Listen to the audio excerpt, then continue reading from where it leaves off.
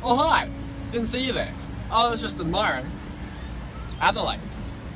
Do you know Adelaide is the world's 10th most livable city with well-established healthcare and education?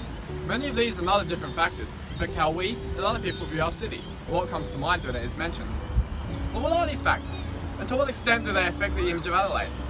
Our group decided to look at the idea of architecture as a factor towards our city's image and have a goal to answer the question, to what extent does new architecture affect the image of Adelaide? The new Royal Adelaide Hospital is one of the newer, more controversial additions to Adelaide, one of the most advanced hospitals in the southern hemisphere. With around 800 beds and over 2 billion Australian dollars in cost, some question whether it was worth it all. Hospitals have the possibility to be designed as very complex structures and need to be fully functional to accommodate for the needs of both staff and patients. Many staff believe the hospital to only accommodate for patients without consideration for the staff. The Royal plays an important role in cementing the idea of Adelaide being a leader in modern medical research and facilities, and whether or not it succeeds in the designer's plan will have a large effect on the city as a whole. We asked some experts on their views on the architecture in Adelaide. So what are your opinions on the new Royal Adelaide Hospital? There are two things that I think that are, it's amazing that the scale of the building, it was, when it was under construction, it was the third most expensive building in the world. So that just in size is impressive, the amount of money and the amount of equipment that would have gone in. So that's, in terms of thinking about it though, in terms of its relationship to the city, that the set out point for the plan of Adelaide is on North Terrace, and Colonel William Light actually had this idea of a very hard edge. So one of my issues with the library is that breaks the plan of Light's plan, that there's, there should be a kind of definite edge on that corner that kind of feathers off into the but yeah, it's wonderful to have that building there, and but yeah, it could have been more carefully thought through in relation to the plan of Adelaide. Yeah. Just by virtue of what they are, hospitals are quite complicated buildings. They're quite functional and pragmatic, and so trying to make them, I guess, really interesting pieces of architecture is not easy. I think the inside of it is actually really quite good. It's quite light, it's got some nice courtyards. It's, for the size of the building, it's pretty easy to find your way around in there. So the wayfinding is good, but I think the outside, for me, doesn't quite hang together as best it could, and the frontage to Port Road is, I think, a bit disappointing. Right next to the Royal Adelaide Hospital lies the South Australian Health and Medical Research Institute, also known as the SAMRI, which is the first project in South Australia and the first laboratory building in Australia to achieve LEED Gold certification, which is a globally recognised symbol of sustainability achievement. The building opened on the 29th of November 2013, and it can accommodate up to 700 researchers. It had a hefty cost of 280 million Australian dollars. It covers approximately 25,000 square metres.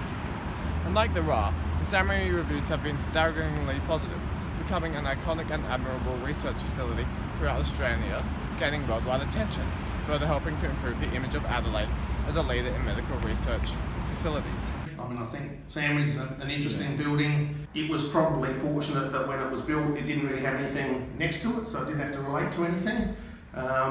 It's a statement in its own right. It's an iconic building. Some people like it, some people don't, and so I think it polarises people and it stimulates some discussion or debate, which I think is good. Well, it's quite flamboyant, isn't it? About the way that architects have been talk about the city shapes the city, right? And for maybe 10 years prior to that building, architects have been talking about surfaces and digital modelling and new kinds of ornamentation, and that had been going on for a long time around the world. The interest in that building for me is how it lands in the city, and so it's the first one of the, so the discussion of surfaces and envelopes have been going on for a long time. So the interest really is then how it lands within the fabric of Adelaide.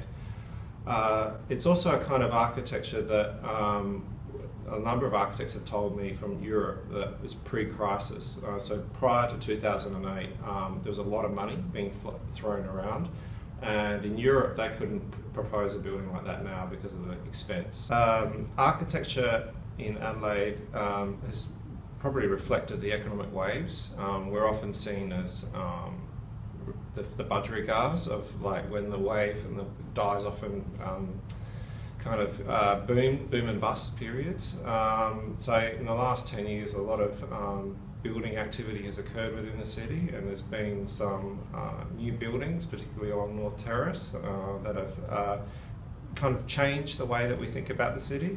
Over the past couple of years, the area of West Torrens has gone through many different developments. This improved the overall feel of the area, along with providing a popular tourist destination.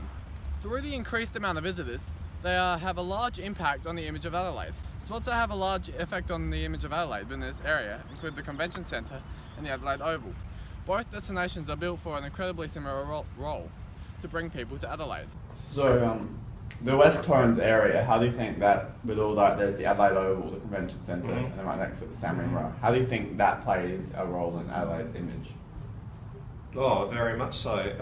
I mean, often the photographs are taken from across the riverbank over to the.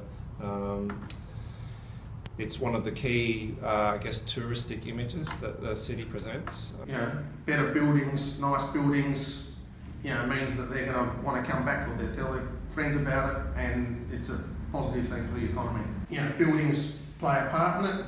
It's just the general vibe of Adelaide, or just, you know, the general feel of Adelaide is important, but buildings contribute to that. And so I think, you know, some of their experiences will be in buildings. And so I quite like the first Convention Centre building. I'm not that fond of the more recent ones. I think the Advertiser building in Weymouth Street, 11 Weymouth Street, which is next to it, the Reserve Bank building, which is on Victoria Square, and down at UniSA, the Jeffrey Smart and the Garner buildings are quite good buildings. Right. I think it's not necessarily just about new buildings, it's about how well they're designed. Buildings or spaces affect people. What do you believe, to what extent does developing architecture affect the image of Adelaide? It greatly affects how we live, how we think and act within the world, as how we behave, how we interrelate with one another. Architecture, in a way, is not simply building, though, but within architecture, it's about architecture reflecting upon itself. So a good way is thinking about poetry, when you think about how one writes. So that's the big distinction. It reflects upon itself, which is a big difference between building and architecture. But it's also, I think, not just what we build, it's how we talk and discuss and think about architecture. So the way we talk about buildings has impact on the way that the cities are made and built. Over the coming years, Adelaide is expected to go through many minute and drastic changes. To what extent these will affect the population and feel of the city can only be speculated. But one thing is definite, and that is that the architecture plays a large role in how a city is viewed by its own and foreign population.